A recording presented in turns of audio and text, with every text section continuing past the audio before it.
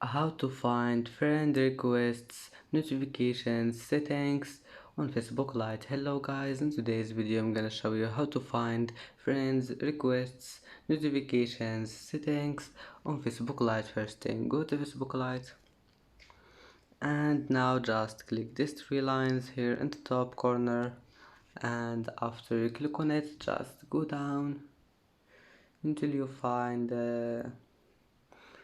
this one, settings. Click on it and then click here, notifications, and as you see here you can find friend requests. You can manage here anything you want.